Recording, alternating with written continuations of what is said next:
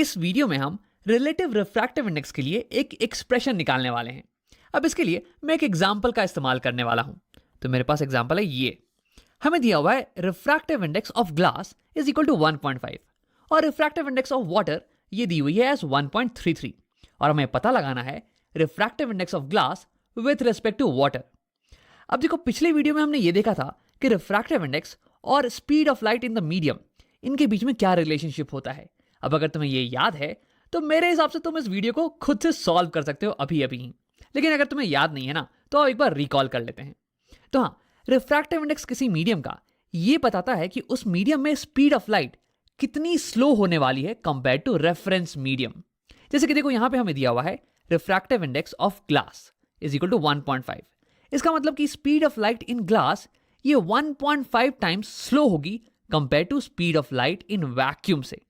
अब मैंने यहाँ पे वैक्यूम क्यों बोला? क्योंकि देखो, यहाँ पे अगर कुछ लिखा हुआ नहीं है कि रेफरेंस मीडियम क्या है, तो इसका मतलब कि वैक्यूम रेफरेंस मीडियम होने वाला है। सिमिलरली यहाँ पे भी, यहाँ देखो रिफ्रैक्टिव इंडेक्स ऑफ वाटर दिया हुआ है, बट रेफरेंस मीडियम के बारे में कुछ बात नहीं की गई है। और अगर रेफरेंस मीडियम नहीं लिखा हो तो ये अज्यूम कर लेना कि वैक्यूम रेफरेंस मीडियम है।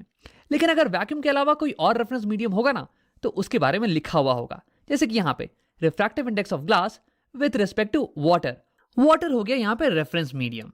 अब देखो, इसे मैथमेटिकली लिखने का तरीका ये था। अगर किसी मीडियम की रिफ्रैक्टिव इंडेक्स दी हुई है एज n, इसका मतलब कि उस मीडियम में स्पीड ऑफ लाइट ये होने वाला है 1/n of speed of light in the reference medium. और ऐसा इसलिए क्योंकि speed of light in the medium ये n टाइम्स छोटी होगी speed of light in the reference frame से। अगर ये n टाइम्स बड़ी होती तो यहाँ पे हम n से मल्टीप्लाई कर देते, लेकिन क्योंकि ये छोटी है इसलिए हमने डिवाइड कर दिया है। अब आप इसी को इस्तेमाल करते हैं यहाँ पे। यहाँ में दिया हुआ है refractive index of glass is equal to 1.5। इसका मतलब कि speed of light in glass ये होने वाली है 1.5 times smaller than speed of light in vacuum, जो कि है रेफरेंस। तो इसे हम लिखेंगे as speed of light in glass is equal to speed of light in vacuum divided by 1.5, क्योंकि ये 1.5 टाइम्स छोटा है from speed of light in vacuum से। सिमिलरली यहाँ पे देखो, यहाँ में दिया हुआ है refractive index of water is equal to 1.33। इसका मतलब हम लिखने वाले हैं speed of light in water is equal to speed of light in vacuum divided by 1.33। तो यहाँ पे वैक्यूम हो जाएगा रेफरेंस मीडियम, और इसलिए यहाँ पे हम लिख रहे हैं speed of light in vacuum. अब अभी तक तो हमने सारे डेफिनेशंस को एक बार रिकैप कर लिया है। अब इसकी मदद से तुम इसकी वैल्यू खुद से कैलकुलेट कर सकते हो। तो क्यों ना तुम वीडियो को एक बार पॉज करो और मुझसे पहले इसकी वैल्यू निकालने की कोशिश करो। अब अगर तुमने ट्राई कर लिया तो आप देखते हैं, हमें कैलकुलेट करना है refractive index of glass with respect to water NGW। अब क्योंकि मुझे इसे बार बार लिखना पड़ेगा और ये दिक्कत वाली चीज होने वाली है, इसलिए मैं मान लेता हूं कि इसकी वैल्यू कुछ x के बराबर है, कुछ x। हाँ, अब देखो, refractive index of glass with respect to water is equal to x। इसका मतलब ये हुआ कि speed of light in glass ये x टाइम्स छोटी है with comparison to speed of light in water. यानी कि हम लिखेंगे मैथमेटिकल टर्म्स में Vg is equal to speed of light in water divided by x, क्योंकि ये x टाइम्स छोटी है। अब क्योंकि मुझे x की वैल्यू कैलकुलेट करनी है तो मैं x को एक साइड ले आने वाला हूं।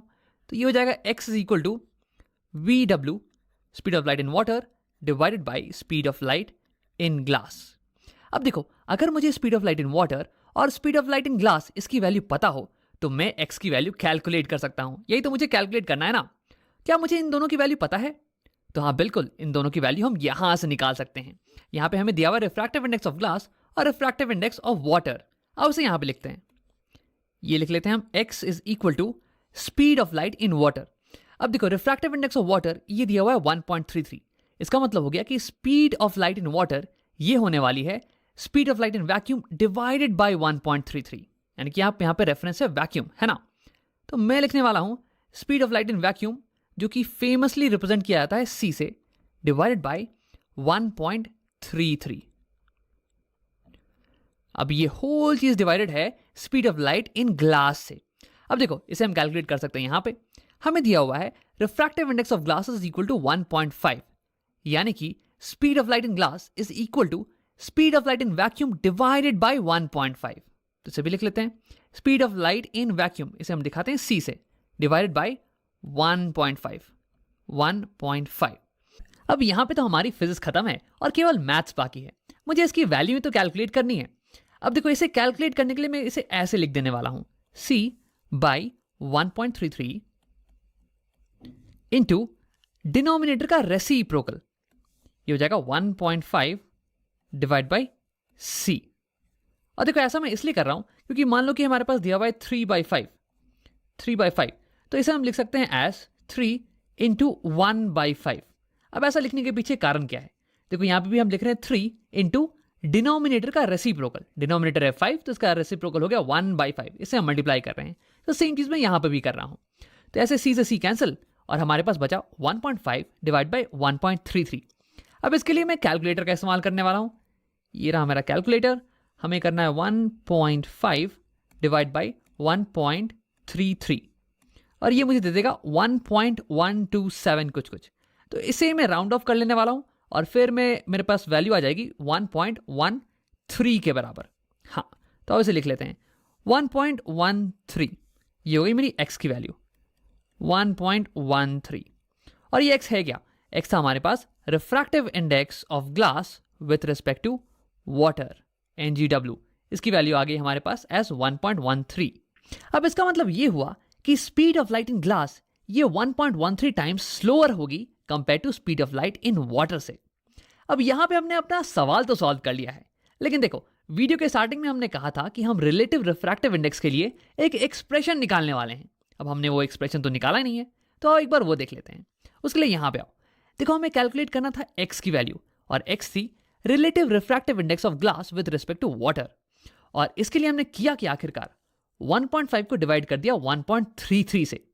अब देखो ये 1.5 ये असल में रिफ्रैक्टिव इंडेक्स ऑफ ग्लास है, absolute refractive index of glass, और 1.33 ये असल में absolute refractive index of water है। तो देखो हमने एक्चुअली में किया ये है, इसे मैं नीचे लिख लेता हूं।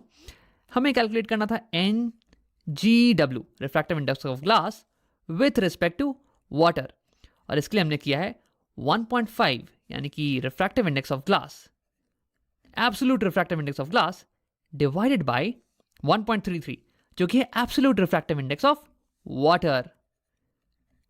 अब यहां पे हमने अपना रिलेटिव रिफ्रैक्टिव इंडेक्स का एक्सप्रेशन कैलकुलेट कर लिया है।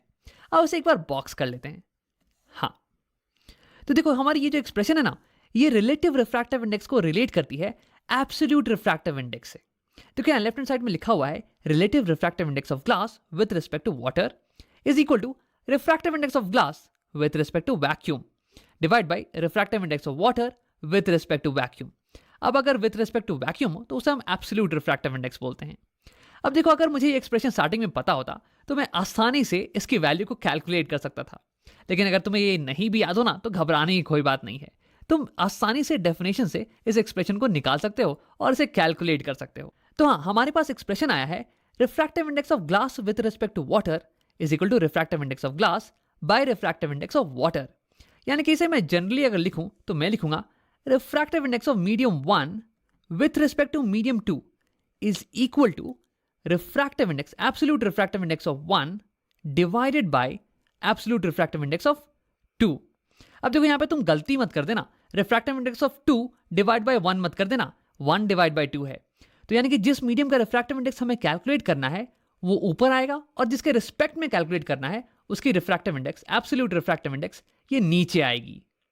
अब देखो एक और इंपॉर्टेंट चीज, यहां पे हमने लिख रखा है refractive index of 1 with respect to 2 is equal to refractive index of 1 with respect to vacuum divide by refractive index of 2 with respect to vacuum, और मैंने इसे यहां पे बॉक्स कर दिया है। ये हमारा जनरल एक्सप्रेशन आ गया। हाँ, अब देखो इंपॉर्टेंट चीज यहां पे ये है कि ये जो वैक्यूम है ना, ये कोई स्पेशल मीडियम तो है नहीं।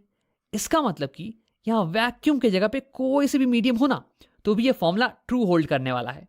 मतलब कि मान लो कुछ मीडियम है Z, यहां पे refractive index of 1 with respect to Z divide by refractive index of 2 with respect to Z भी अगर मैं लिख दूं तो भी ये फॉर्मूला सही होने वाला है। अब आओ इसे देखते हैं कि इसका मतलब क्या है। जैसे कि मान लो यहां पे हमें दिया हुआ होता refractive index of glass with respect to vacuum के बजाय दिया हुआ होता विथ रिस्पेक्ट टू ऑयल, और रिफ्रैक्टिव इंडेक्स ऑफ वाटर ये भी दिया हुआ होता सेम मीडियम के रिस्पेक्ट में, ऑयल के रिस्पेक्ट में। वैसे तो ये नंबर्स बदल जाने वाले हैं, लेकिन नंबर्स पे अभी ध्यान मत दो। अब देखो इसके कारण क्या चेंज होता। देखो हमें कैलकुलेट करना था refractive index of glass with respect to water, और इसे हमने मान लिया x, यहां तक तो बात सेम ही रहती। x is equal to speed of light in water divide by speed of light in glass. अब देखो speed of light in water ये क्या हो जाता, तो इससे आता speed of light in water is equal to speed of light in oil divide by 1.33, यानी कि यहाँ पे सी के बजाय हम लिख देते speed of light in oil. और similarly speed of light in glass के लिए मैं इस्तेमाल करने वाला हूँ इसके हिसाब से हो जाएगा speed of light in glass is equal to speed of light in oil divide by 1.5, और फिर उसे मैं यहाँ पे लिख दूंगा, यहाँ पे सी की जगह पे आ जाएगा speed of light in oil. अब अगर इसे मैं कैलकुलेट करूँ तो यहाँ speed of light in oil और ये speed of light in oil ये तो कैंसिल आउट हो जाने वाली है और सिर्फ हमारे पास बचेंगे ये नंबर्स।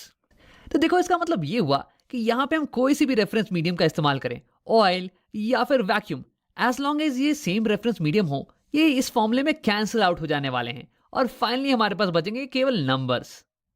अब देखो इसका मतलब ये हुआ कि अगर मुझे कैलकुलेट करना हो relative refractive index of medium 1 with respect to medium 2, तो मैं लिख सकता हूं refractive index of 1 with respect to 1 reference frame, कोई सी भी रेफरेंस फ्रेम हो सकती है, वैक्यूम या फिर डायमंड ले लो या फिर पेप्सी कोला कुछ भी, divide by refractive index of medium 2 with respect to the same reference frame जिसका कि हम ऊपर में इस्तेमाल कर रहे हैं। एज लॉन्ग एज इन दोनों की रेफरेंस फ्रेम्स ये सेम हो तब तक ये फॉर्मूला ट्रू होने वाला है। हम लिख सकते हैं n12 is equal to n1 with respect to z divide by n2 with respect to z।